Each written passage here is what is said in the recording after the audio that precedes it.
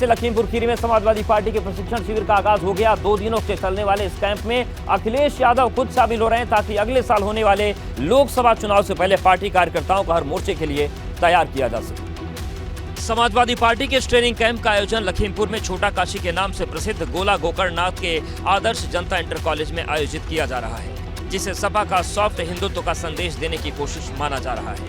और हम भी अब निकलेंगे, चाहे जिम्मेदारी मिले न मिले, जिम्मेदारी हम स्वयं ले लेंगे।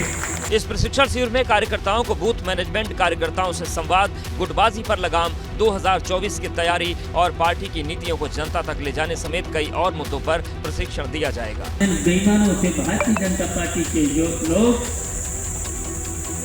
अपने को बहुत कुछ सिद्धांतवादी से लेकर के ढोंग रखने का काम कर रहे हैं और कितना झूठ बोलते हैं। 5 और 6 जून को लखीमपुर में 2 दिवसीय शिविर के समापन के बाद 9 और 10 जून को एक बार फिर नैमिषारण्य में इकट्ठा होंगे। इसके बाद 15 जून को लोकसभा सीटों के आंतरिक बैठकों की शुरुआत होगी। लखीमपुर के प्रशिक्षण शिविर में आज शिवपाल यादव ने कार्यकर्ताओं को संबोधित करते हुए आने वाले लोकसभा चुनाव में जुट जाने का आह्वान किया। साथ ही केंद्र और यूपी की भाजपा सरकार के खिलाफ हमले बोले। प्रशिक्षण शिविर में शिवपाल यादव ने कार्यकर्ताओं को संबोधित करते हुए कहा कि वो खुद लोकसभा चुनाव की तैयारियों में आगे आने वाले हैं और इस बार पार्टी से कोई जिम्मेदारी न मिलने पर भी सपा को जिताने के लिए मैदान में उतरने का ऐलान कर दिया। और हम भी अब निकलेंगे, चाहे जिम्मेदारी मिले न मिले, जिम्मेदारी हम स्वयं ले लेंगे।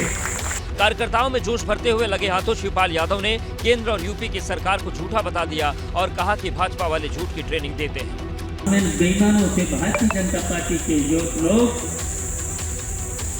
अपने को बहुत कुछ सिद्धांतवादी से लेकर के ढोंग रखने का काम कर रहे हैं और कितना झूठ बोलते हैं। दरअसल 2017 के बाद लगातार हर चुनाव में हार के बाद अब समाजवादी पार्टी के सामने कार्यकर्ताओं को प्रशिक्षण के साथ साथ उनका जोश भी बनाए रखने की चुनौती है। विधानसभा चुनाव में ब्राह्मण कार्ड और नगर निकाय में चुनाव में मुस्लिम कार्ड अपनाने के बाद लोकसभा चुनाव के लिए बसपा को अब एक पुराने नारे की याद आ गई।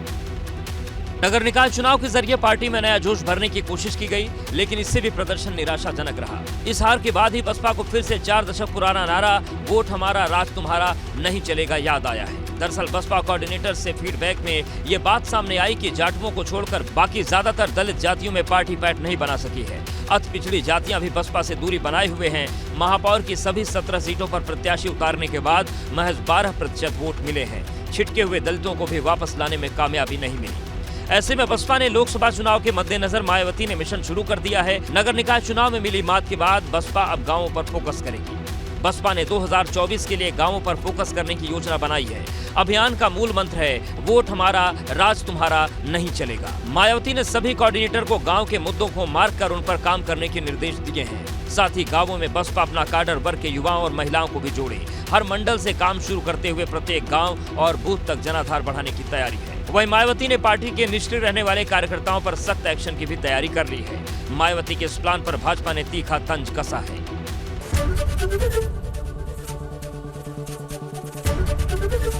एबीपी गंगा, खबर आपकी, जुबान आपकी।